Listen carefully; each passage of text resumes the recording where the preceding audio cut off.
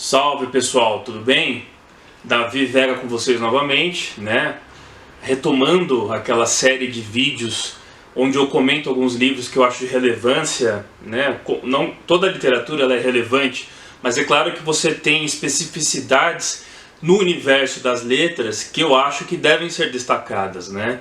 Assim como a gente já tratou diversos autores que puderam captar com tanta sensibilidade, tanta precisão, vamos dizer assim, as mazelas do ser humano, a ausência de significação da vida, muitos condenados a um existencialismo sem sentido, ou muitas vezes, por um outro lado, autores que trazem justamente um contraponto, né? Fazem uma leitura otimista da vida, da fé, né? A literatura ela abrange a diversos estilos, né? E é importante a gente conhecer a todos, né? E dá para você entender basicamente a alma de um povo, ou pelo menos de um período da história ao qual um povo de certo local está atravessando, mediante a sua literatura e a sua produção literária, né? É claro que eu sou suspeito a falar do autor que eu vou mencionar no vídeo de hoje, né? Por conta das minhas origens, né? Sou filho de espanhol e vou falar de um autor, se não o maior nome da literatura espanhola da transição do século XIX para o século XX, sobretudo do século XX, né? Que é o Miguel de Unamuno. Miguel de Unamuno, basco, né? Que tem uma história muito peculiar. Ele nasce em 1864, né? Se não me engano, 29 de setembro, e ele é criado numa família, né, muito curiosa, né? Sua mãe era extremamente religiosa, né? E ele recebeu uma educação religiosa desde o berço, sobretudo católica, né? E ele passou uma infância imerso nesse estilo de vida católico cristão muito forte, né?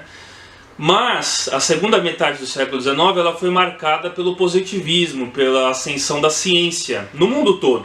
E aqui no Brasil e na América Latina a gente teve uma grande influência do positivismo, principalmente pelas repúblicas dos caudilhos daqui da América, né? E o Miguel de Unamuno, em certo momento, ele começa a acreditar no progressismo, né? Naquela ideia de progressismo da técnica, né? Da ciência. E ele começa inclusive a adotar, ele vai para um lado de adotar discursos socialistas inclusive, e ele começa a criticar a igreja. Mas o Miguel de Unamuno vai ter um tipo de socialismo muito peculiar. Ele inclusive é uma pessoa que falava que seu socialismo era mais um socialismo individual, né, mais individualista partindo da parte dele, ele não era nenhum militante, né? Ele tinha uma grande dificuldade, e assim como quase todos os intelectuais brilhantes, de se filiar a alguma coisa e respeitar religiosamente alguma coisa, e seja uma religião ou até um programa de um partido, alguma coisa assim. E aí ele começa a ter mais uma questão de ser questionador, né? Ele usa justamente as ideias progressistas e da ciência para questionar a religião. Então, na verdade, ele acaba sendo até mais, vamos dizer assim, claro que ele não foi, nunca se autodeclarou, mas a sua insurgência, a sua rebeldia, o seu questionamento faz com que ele seja mais próximo de um anarquismo até do que qualquer outra coisa, né? E é muito peculiar isso da alma ibérica, né? Sobretudo dos espanhóis, né? E então, passado um tempo, ele começa a lançar diversas obras, escreveu uma obra muito famosa que é o Quixote e o Sancho, onde ele vai falar justamente dessa dualidade do mundo idealista e do mundo pragmático, representado pelo Sancho Panza e tudo mais, né? Ele já começa a se tornar um escritor brilhante e começa a ser uma pedra no sapato para as autoridades espanholas. Elas começam a já se incomodar justamente com as opiniões, sobretudo uma Espanha ainda muito agrária, muito arcaica, vamos dizer assim, uma Espanha ainda muito feudal, né? Uma Espanha ainda muito tradicionalista, que resistia um pouco a esse movimento de modernização que vinha acontecendo na França, na Inglaterra e em outros lugares onde o liberalismo, né, era mais forte do que se comparado aos países católicos como a Espanha, né? E o Miguel de Unamuno, vale lembrar que ele foi totalmente também influenciado pela geração de 1898, quando após a restauração e um breve período de estabilidade do Alfonso XII, né, o rei Alfonso XII, dos Bourbons, né, a Espanha já tinha passado pelas guerras carlistas, e o Unamuno pega o finalzinho do problema carlista na Espanha, que era uma guerra dos tradicionalistas dos Habsburgos, né? Um dia eu posso até fazer um vídeo falando sobre isso. Ele pega também a derrota da Espanha para os Estados Unidos na guerra de 1898, quando o período da restauração monárquica começa já a entrar em declínio, né? E ele pega, no final de sua vida, o início da Guerra Civil Espanhola, né? Ele viveu e foi um defensor da República a princípio, né? Embora ele tenha apoiado o levante do General Franco, mas aí tem aquele episódio da Universidade de Salamanca, que ele era reitor vitalício, né? Eu já vou falar disso mais pra frente. E ele pega essa geração do Azorín, do Rabino de Maeztu, né? Do Pío Baroja, que também era basco. Então ele pega, por exemplo, toda essa geração de escritores espanhóis, que seria basicamente a geração de maior produção, mas tentando fazer uma leitura da Espanha, cada qual da sua maneira. Por exemplo, Valle-Inclán, ele já tem uma ideia mais de esquerda, já vai dizer que o atraso da Espanha é justamente por conta da religião e uma série de coisas. O Maestro já vai para um caminho mais nacionalista, lança aquele La Defensa de la Hispanidad, né? Um brilhante livro escrito no seu exílio na Argentina, né? Enfim, e o Pío Baroja vai retratar muito do folclore basco. E o Unamuno, ele, por mais que ele tenha sido socialista uma parte de sua vida, né? E é um socialismo que ele criticava um certo tipo de individualismo, porque ele tinha justamente esse receio dos particularismos que a Espanha sempre teve. Que ele já vai criticar, por exemplo, o separatismo catalão da época, né? Embora ele fosse basco e na região dele também isso sempre foi muito forte. Mas ele vai criticar justamente isso porque ele fala que a ideia de coletividade está acima do indivíduo, assim como a ideia de nação. Mas os movimentos de esquerda da Espanha quase sempre foram aliados aos separatismos, né? Então você tem, não é uma coisa única, não é uma verdade absoluta, uma coisa una, vamos dizer assim, né? E o Unamuno, então, como eu disse, depois ele volta por conta de um episódio da vida dele, que ele se vê numa situação, se não me engano, depois de um acidente, eu não sei, eu não estou enganado. Eu sei que ele volta a ter o sentimento religioso dentro dele, mas de uma forma mais amadurecida do que aquele que ele tem na infância. E todos os seus livros que ele vai escrever a partir de então, são livros que sempre retratam uma Espanha, né? Não que ele defenda, mas ele escancara justamente as entranhas da cultura que é permeada pela religião na Espanha, e muitas vezes até sendo crítico de tudo isso implicitamente, né? Porque ele fica muito, como eu posso dizer, muito persistente, muito insistente, né? Até um pouco fanático nessa ideia, que é uma ideia que veio, de certa forma, influenciada pela psicanálise de Viena, né? Do inconsciente e tudo mais, e também um pouco do existencialismo do Søren Kierkegaard, né? O Kierkegaard, que lança aquele existencialismo religioso e tudo mais. Ele vai falar justamente da questão daquilo que se diz, da representação do eu e a sua verdadeira essência do eu, né? Quando uma pessoa diz uma coisa e você percebe no discurso dela que há algumas palavras, há algumas coisas que dizem justamente o contrário. Então o Unamuno ele vai ficar muito ligado nessa questão do contraditório, né? E nessa relação do eu do sujeito, enquanto ele está em sociedade, enquanto ele está num coletivo, a representação do eu, e o seu eu interno, que seria o seu eu verdadeiro, segundo ele, que seria um eu que seria oculto ou íntimo do indivíduo, né? E ele vai falar justamente que esse processo muitas vezes o indivíduo faz como o próprio inconsciente sem perceber, né? Então ele fala uma coisa, quando ele repete muito uma palavra, quando ele exalta muito alguma coisa, mesmo às vezes criticando ou negando aquilo, ele quer dizer que ele é aquilo, ou ele concorda com aquilo, ou ele tem uma proximidade com aquilo, ou aquilo faz parte de alguma forma do que move ou faz parte dele, enfim. Então essa ideia é uma ideia que vai permear muito as obras do Unamuno, e ele materializa, ou ele metaforiza tudo isso com seus personagens, né? E com seus livros brilhantes, que ele foi tanto um escritor de entre aspas, romances, vamos dizer assim, e também ensaios. Ele é famoso por aquele Sentimento Trágico da Vida, que é o ensaio mais famoso dele, e o romance mais famoso dele, que é o Niebla, que seria Névoa em português, que é uma história brilhante também. Mas hoje eu não vou falar em específico desses dois, embora eu tenha esses dois livros.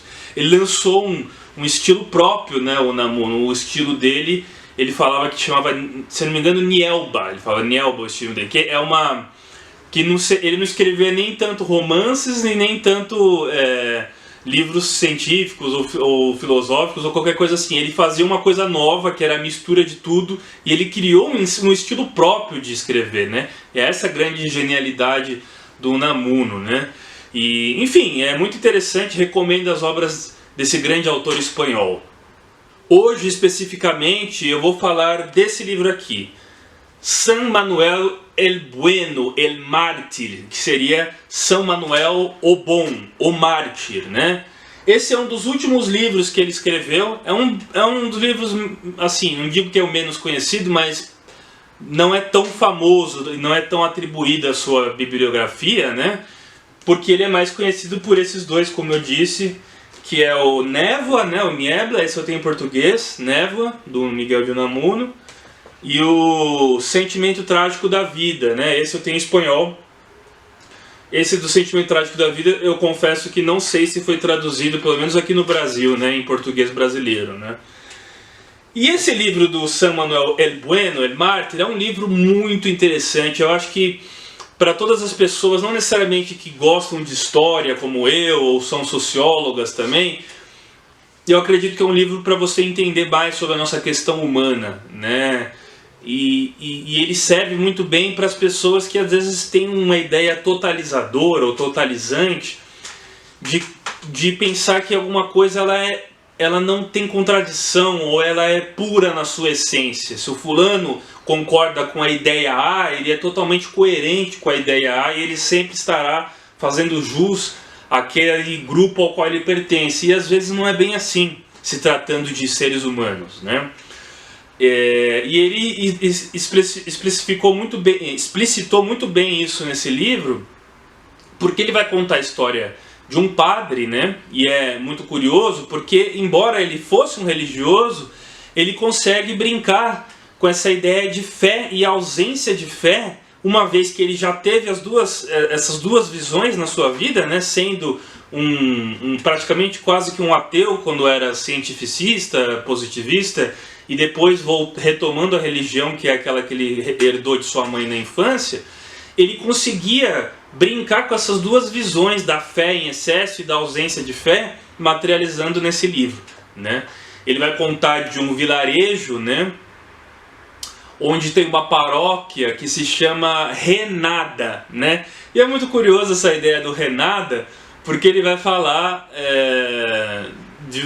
vai fazer uma brincadeira com a palavra Renato ou Renata, que são dois nomes próprios, e Renato é renascido, né? E Renata, renascida. E esse vilarejo seria o Renada, né? Não é Renata de nascer, nata, né? É o Renada de nada, de um vazio, né? Então ele faz essa brincadeira que justamente a gente pode fazer uma relação com o padre depois, né? Que seria o personagem principal, né? Que eu já vou explicar por que ele faz esse jogo de palavras, né? Essa ideia do Renada, ele vai muito parecido com o Vegésio, é um outro livro que eu tenho aqui na minha coleção, que é um livro de um escritor romano, A Arte Militar. Ele fala sobre táticas de guerra romana, e depois ele chamava Vegésio, né? Ele inclusive lançou o Civis Pacem para Bellum, né? Se queres paz, arme-te para a guerra, né? E ele depois se converteu ao cristianismo e mudou o seu nome, né? Ele passou a se chamar Renato. Então, muitas vezes esse nome Renato, de renascido, era usado para aqueles que se convertiam ao cristianismo, né?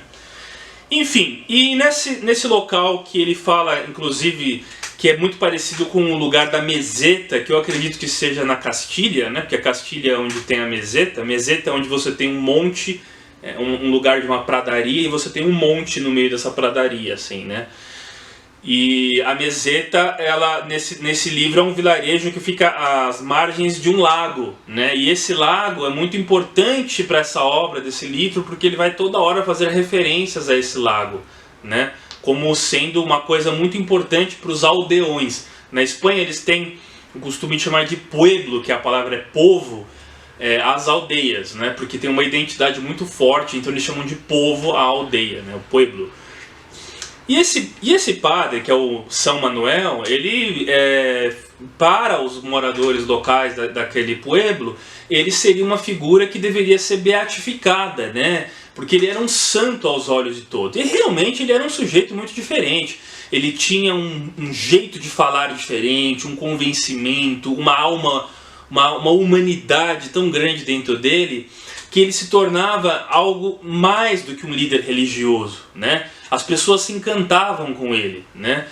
E ele inclusive começa então a ganhar o respeito e o carinho e a admiração por todas as pessoas daquela aldeia, que todos eles religiosamente vão sempre na sua paróquia, escutam tudo que ele fala, mas ao mesmo tempo dele ser um líder espiritual, ele também é um líder que presta um suporte psicológico muito forte para a população, né? Ele fala no livro que é um líder que consegue reatar casamentos, né?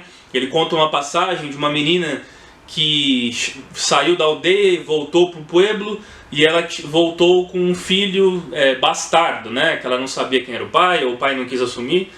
E ele conseguiu convencer o primeiro namorado dela que ela teve na aldeia antes de sair a se casar com ela e a adotar essa criança como filho, entre aspas, legítimo dele. E aí o menino falou para ele, mas Dom Manuel, São Manuel, por que eu devo fazer isso? E ele fala, por favor, faça isso, é uma vontade de Deus e tal. E ele conta que esse menino depois, ele fica, esse rapaz que casou com ela, ele fica paraplégico, e a maior alegria dele é poder ter o apoio de uma família que ele não tinha, mesmo de um filho que cuidava dele, que não era o filho legítimo dele de sangue, que ele acabou adotando.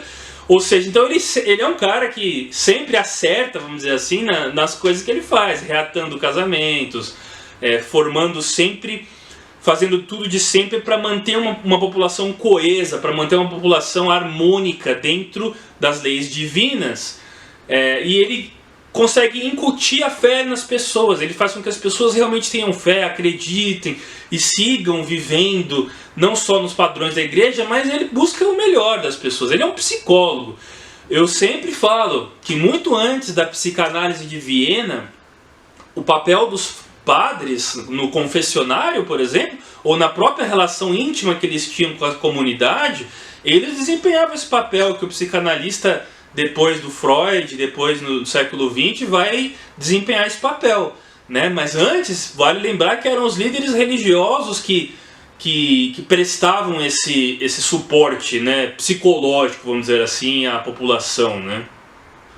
O livro é narrado pelo olhar de uma menina, né, que mora nessa aldeia, que conta a história dela e a história da narração, né, da vivência dela com esse padre, que é a Angelita, né? Angelina, ou na verdade Ângela, né? E ela tem um irmão que se chama Lázaro, que ele mora na América, mas ele não especifica qual país da América que esse irmão dela volta, e ele vai ter um papel muito importante mais do meio para o fim do livro, né?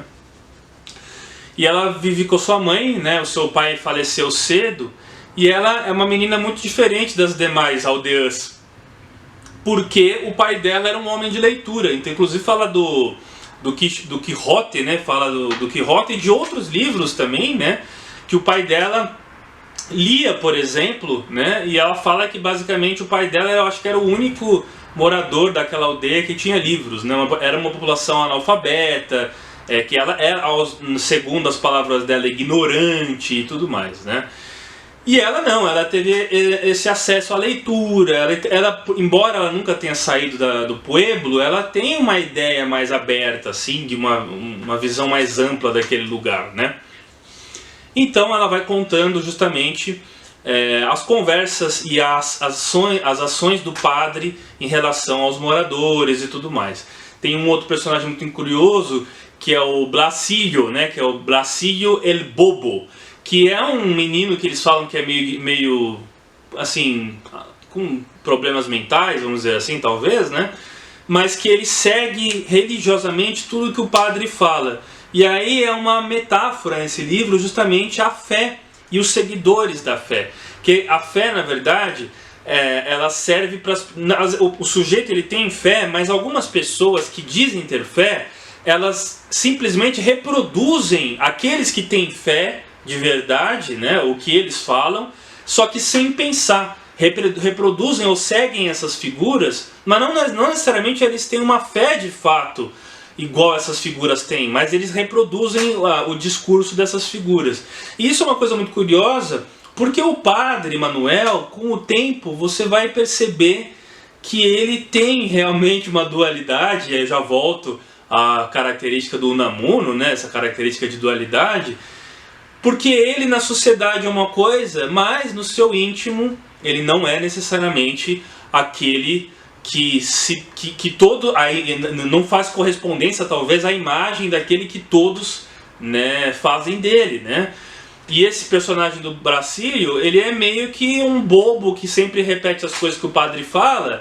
E todo mundo olha justamente um menino com atraso mental e tudo mais falando aquilo e começa a chorar e começa a ficar com uma fé maior ainda, porque ele é capaz de contagiar, né, até as pessoas de menos valor, vamos dizer assim, menos valor seriam os deficientes, né, e tudo mais.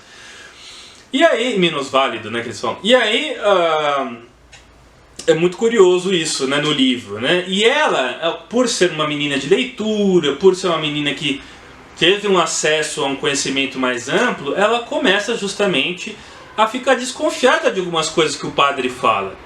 Porque numa conversa, ela pergunta alguma coisa num confessionário com o padre em certo momento, e ele fala para ela: "Não, olha, minha filha, não se preocupe com isso", né?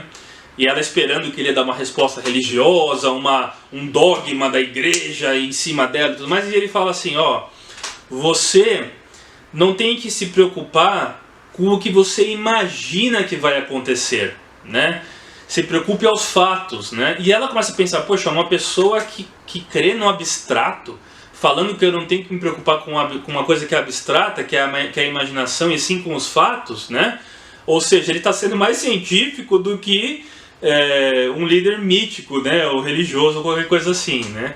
E ele fala também assim: não se preocupe com o que os outros vão pensar de você, porque você não tem como saber o que o outro pensa. E aí tem uma outra passagem curiosa também, que ela fala que esse padre, ele já tinha esse diferencial, porque ele era uma pessoa que, de certa forma, ele não acreditava nessa vida eterna que se tem noção que é uma noção introduzida pelo mitraísmo na Roma Antiga e tudo mais, mas que o cristianismo adotou. E ele não tem essa ideia de vida eterna. Ele fica se perguntando para onde vai a consciência das pessoas, de cada pessoa, quando essas pessoas morrem, né? Ou seja, cada um tem um universo próprio, cada um tem a sua consciência. Mas será que essa consciência ela se dissipa ou ela vai para algum outro lugar? Né? Ou a consciência de cada um termina ali quando a gente é enterrado, né? Outras coisas também que mostram que esse padre não é tão assim religiosamente seguidor dos dogmas da igreja, embora ele seja uma boa pessoa e seja talvez um humanista muito maior do que muitos hipócritas que reproduzem o discurso religioso, é que ele fala justamente que em relação ao suicídio, numa passagem que um morador, um pai tem seu filho, né, que se suicidou, e pergunta, né, se o padre poderia fazer um enterro, um funeral para ele. E ele fala: claro, com certeza. E as pessoas falam: mas os suicidas, na época era assim, né, não tem direito a ser enterrado e a um funeral, né, porque eles respeitaram a Deus, tirando sua própria vida. E ele fala: não, eu tenho certeza que quando ele se deparou com a morte, veio o seu arrependimento, né? Quando ele se deparou com a morte. E isso é uma metáfora muito interessante, a própria ideia do Cristo, né? Porque ele acredita que Cristo se arrependeu de seu Deus quando esteve perto da morte, quando ele fala: Pai, por que me abandonastes? Então, é claro que isso está falando de coisa religiosa, mas você pode atribuir isso muitas vezes à ausência de fé, né? Quando tem a morte de Deus, que foi o que Nietzsche falou no século XIX, justamente, quando a ciência tomou o lugar religioso, né? Então, a ausência do divino nos homens, de Deus nos homens, ela muitas vezes é interpretada justamente pela própria figura de Deus materializado no seu Filho enviado à Terra para nos mostrar que somos pecadores e tudo mais, que no fim da vida pode ter se arrependido. A gente sabe que a história conta depois que ele renasceu e tudo mais, mas aí já é outra coisa.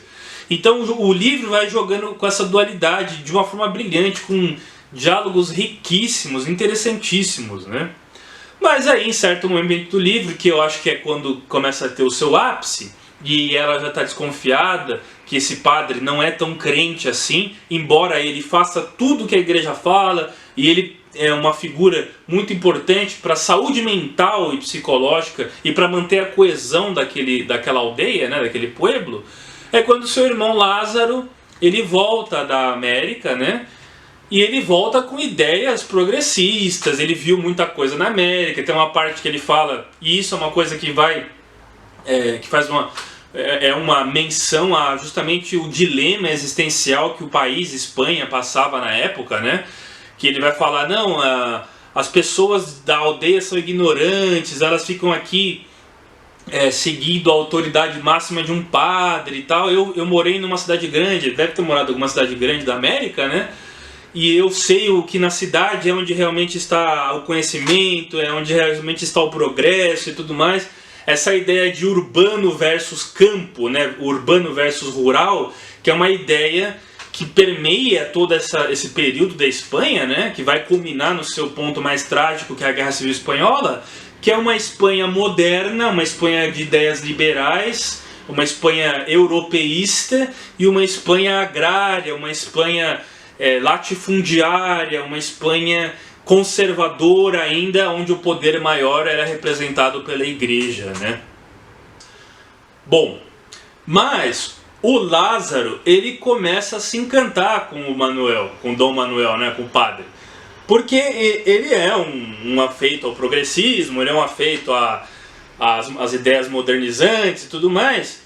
Mas ele percebe que o padre ele desempenha um papel de educador, né? Como todo amante da educação, de um despertar de consciência, de uma pessoa que quer o bem-estar do povo. Ele percebe que o padre, embora religioso, ele não sabe ainda dessa condição do padre, ele é uma pessoa que na prática ele está fazendo esse serviço, né? Então ele começa a respeitar o padre. Ele fala assim, eu não vou na paróquia dele, mas eu reconheço e acho que ele tem seu valor, e ele é importante para esse povo aqui, ele desempenha um papel importante, mas não sou obrigado a ir. Até que um momento ele é convencido a assistir uma paróquia, uma missa do padre, né? E ele fica encantado, né? E aí o livro vai brincando justamente com essa ideia de quando você tem um líder tão influente, mesmo que ele seja um líder ou tão carismático também, que ele esteja aliado a uma ideia, uma religião ou qualquer campo do conhecimento que você discorda, mas às vezes ele é uma figura tão acima de tudo isso que ele começa a incutir em você a dúvida. E você começa a simpatizar com aquilo que você nunca simpatizou por conta daquela figura. E o padre faz isso, né? O Lázaro começa a ficar numa dúvida se ele segue ainda no seu ateísmo ou se ele vai para esse lado religioso, ou se ele se torna um cristão. Ele começa a ficar meio que uma pessoa um pouco confusa nisso daí, dada a figura tão carismática do padre.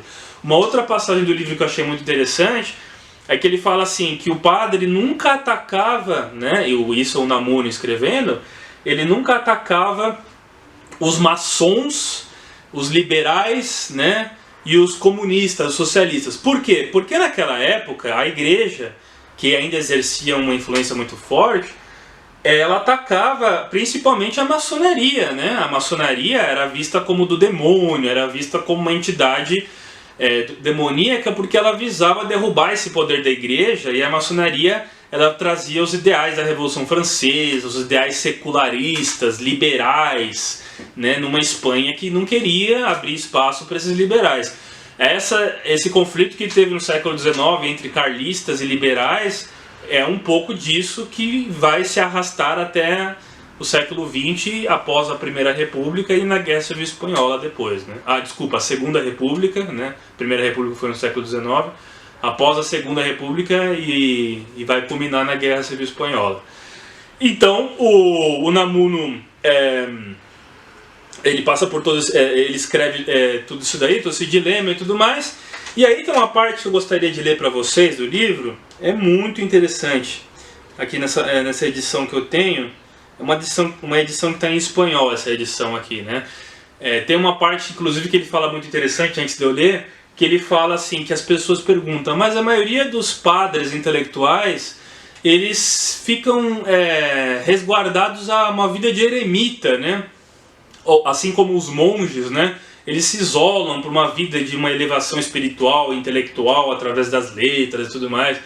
E ele fala que ele não, que ele é uma pessoa voltada para o coletivo e que a eternidade é a eternidade da vida, mesmo que essa eternidade dure alguns segundos ou algumas horas, quando ele faz uma boa ação para alguém que está na aldeia. Então isso é mais um indício que a Ângela, né, a Angelina, vai ficar desconfiada, porque ele tem um discurso muito imanente, ele tem um discurso muito materialista. Como um padre, ao invés de falar de vida eterna após a morte, o encontro com Deus, ele vai falar que a eternidade dura alguns segundos, algumas horas, ou seja, a eternidade está na terra, céu e inferno também estão na terra, ou seja, ele é um padre muito diferente do tradicional. Mas eu quero ler essa parte aqui para vocês, ó. Que ele fala uma hora que ela descobre através de um confessionário que ele chega uma hora e se abre para ela, o padre, né? E ele conta que ele não tem fé, ela reluta em acreditar e tudo mais, mas ela começa a perceber que ele também, de certa forma, tem fé, mas a fé dele não é em Deus, a fé dele é na humanidade, né? Então vamos lá, ó o que ele fala aqui, ó. Peraí. Ó, que vivam. E isso faz a igreja fazê-los viver. Religião verdadeira?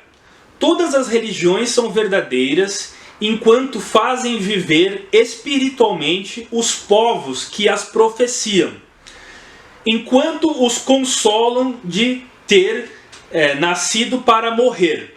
E para cada povo a religião é mais verdadeira, ou seja, cada povo tem como a religião mais verdadeira a sua. A minha é consolar e consolar os demais, mesmo que o meu consolo doa às pessoas e a mim mesmo. Eu jamais esquecerei estas suas palavras. Jamás olvidaré suas palavras.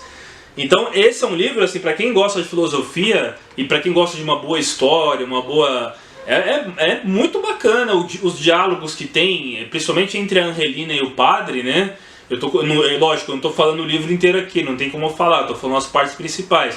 Mas que padre é esse, né, que na Espanha da transição do século XIX para o XX, numa aldeia lá no interior da Castilha, está falando justamente que para cada povo a religião mais importante é a sua, ou seja, é um padre que já tem um relativismo, ele tem um perspectivismo, né, um padre com ideias relativistas, e ele fala que todas as religiões são boas, sendo que elas podem fazer coisas boas para as pessoas de cada povo que acredita naquela religião que é sua, né? Então ele não tem, ou seja, ele é um cara totalmente diferenciado e tal. Então é isso, assim, o livro vai brincando bastante com essas coisas, né? Não vou contar o final do livro, não vou dar esse spoiler, já dei spoiler demais, né? Mas basicamente ele brinca com essa ideia de ausência de fé, que na verdade é a ausência de fé na religião, mas existem outros tipos de fé, inclusive a fé na humanidade, que é a fé desse padre, né? E aí a gente pode discutir várias coisas, né? O Unamuno, ele de certa forma, embora escreva, e isso está muito presente em seus livros, no Sentimento Trágico da Vida ele fala muito, né, da questão do sofrimento, né? Ele fala que a coisa que mais define os homens é o sofrimento, né? E eu já faço até um paralelo, quando a gente nasce, o ar entra em nossos pulmões e a primeira sensação de vida que nós temos fora do útero é a dor, né? A dor, quando o ar entra nos pulmões, o bebê chora. Então, o sofrimento ele é inerente e a gente não pode negar o sofrimento. E a gente vive numa sociedade de hoje que quer negar justamente a introspecção, tudo aquilo que lembra a contemplação de si mesmo, ou você ser voltado para dentro, né, em si mesmado. Ela acha que isso é uma patologia e que você tem que estar o tempo inteiro socializando, dividindo. E a pandemia veio justamente mostrar o contrário. Veio justamente mostrar que nós talvez vamos mudar nossas formas de sociabilidade por conta da tecnologia, uma série de coisas, onde o individualismo vai ser mais forte, né? E a medicina, a psiquiatria, ela diagnostica, o psiquiatra dá remédio para o seu paciente baseado em padrões de comportamento, né? Não estou falando aqui que não existe depressão, que não existe problemas patológicos, né? Essas doenças da modernidade, Asperger, essas coisas que tem borderline. Mas existem muitos pacientes que eles são tidos como depressivos, mas na verdade são pessoas introspectivas, né? E às vezes eles, por não se encaixar nessa ideia de euforia das redes sociais e mostrar uma vida escancarada, uma vida onde todo mundo é feliz e tudo mais, pelo sujeito ser muito cético e crítico a isso, e ele às vezes é tido como um doente, quando na verdade eu te pergunto, quem que é doente? Essa pessoa que às vezes é mais consciente e se torna cética dessa suposta euforia e felicidade da sociedade, ou aquele que está imerso nela e reproduzindo e imitando todo mundo, igual o Blacílio lá, que imita o padre, né, sem saber por que ele está imitando, reproduzindo padrões, reproduzindo o que os outros falam sem um senso crítico, né? Então vale a gente pensar e lembrar disso. E o livro do San Manuel, ele é um livro que ele vai trazer diversas discussões, inclusive que dão margem para que eu possa justamente fazer essas analogias que eu estou fazendo, inclusive com a nossa cultura atual, né? O padre, e essa é a jogada do Unamuno, é um padre que ele não é, na verdade, um padre de ausência de fé, embora o padre tenha esse dilema dentro dele, mas é que a fé dele se dá por uma outra lógica, né? E aí isso é uma outra coisa que eu gostaria de falar. Eu vejo muitas pessoas acusando, né? E hoje nós temos certos espectros políticos que eles pensam ser os dotados de uma, vamos dizer assim, 100%, né? Da bondade, né? É a monopolização da bondade, da virtude, né? Ou seja, se você está em um certo espectro político, você por obrigação já vem acarretado, né, a labelização, né, o rótulo em você de que você é uma pessoa boa, que você é uma pessoa caridosa, que você é uma pessoa preocupada com o coletivo, com a humanidade, uma série de coisas, mesmo quando você é uma pessoa corrupta, quando você é uma pessoa que pensa só nos seus próprios interesses ou nos interesses dos seus iguais, daqueles que estão à sua volta. Enfim, e essa pessoa é tida como boa porque ela está dentro de um lugar onde o discurso supostamente diz isso. Aí a pessoa da oposição ela é vista como má, como uma pessoa que quer o atraso do mundo, que é uma pessoa que está complicando tudo, mas às vezes na prática essa pessoa é muito mais... pensa muito mais na humanidade, faz pela humanidade muito mais, né? Ela é muito mais... Ela faz pelo coletivo e pela humanidade muito mais do que aquele hipócrita que diz apenas por conta do discurso que faz, né? Como todos sabem, o Unamuno, né, ele, de certa forma, ele perde um pouco a fé nas ideias políticas e tudo mais. Ele foi um grande crítico da ditadura do Primo de Rivera, né, que começou em 1923, foi até 1930, e ele ganha o posto de reitor da Universidade de Salamanca, reitor vitalício, durante a Segunda República, né, proclamada em 1931, quando o rei abdicou, rei Alfonso XIII. E aí até 1936, naquele período conturbado da Espanha e tudo mais, ele começa a criticar muito a República, inclusive o Manuel Azaña, né, tudo mais, e ele apoia a princípio o golpe da junta militar, que vai depois decidir que o líder da insurgência, né, da sublevação, vai ser o Francisco Franco, o general Francisco Franco. E o Unamuno apoiou o Franco, né, mas depois ele se decepciona vendo justamente que o governo que estava se insurgindo contra a República, ele também era tão radical e tão, enfim, naquela época não tinha conversa, né? Se os republicanos, comunistas e socialistas faziam medidas radicais, a direita reacionária também estava sendo radical. Então era uma época que não tinha diálogo, né? Não existia democracia, vamos dizer assim. E aí tem aquele discurso dele famoso na Universidade de Salamanca, né?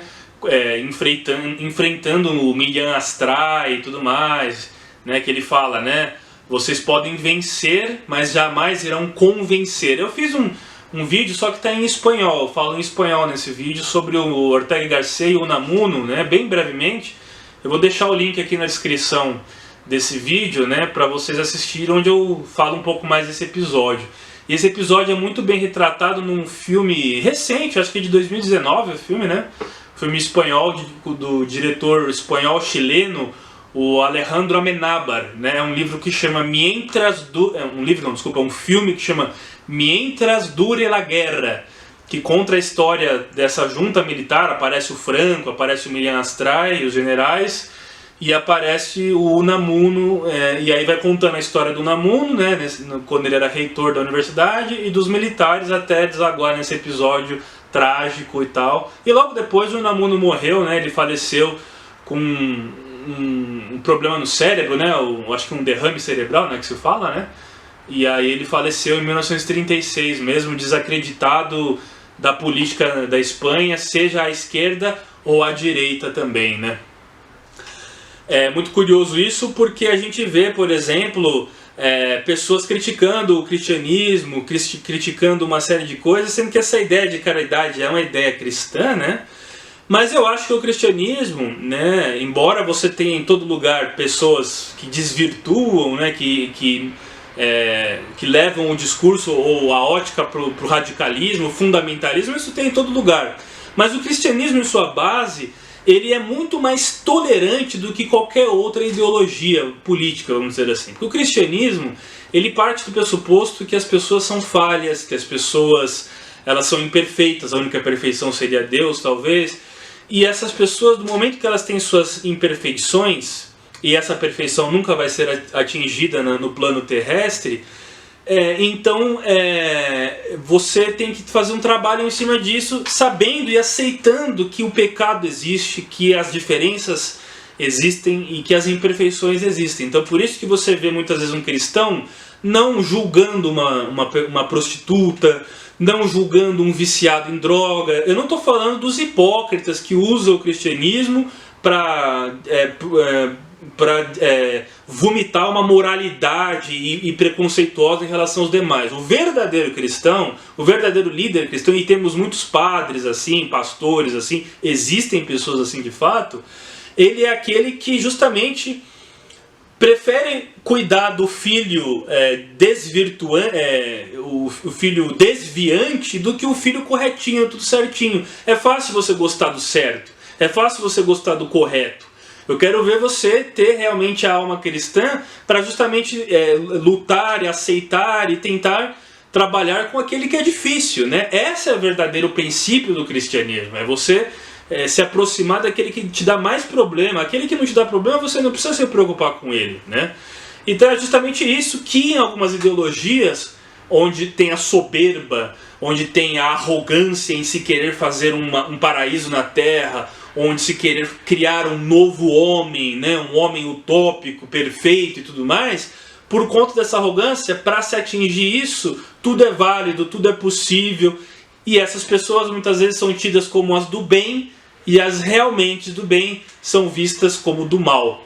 E esse padre, Dom Manuel do livro, ele tem muitas nos ensinar, mesmo aqueles esvaziados de fé religiosa, seja ela qual for, mas aqueles que têm um sentimento forte, que faz eles levantarem todo dia e seguir em frente, Não necessariamente só por toda a humanidade, né? Mas se você tem isso, pelo menos por aqueles que estão próximos a você, sua família, seus amigos, eu acho que já é grande coisa no mundo onde cada vez menos isso a gente pode encontrar, até mesmo para com aqueles que nós compartilhamos o mesmo sangue.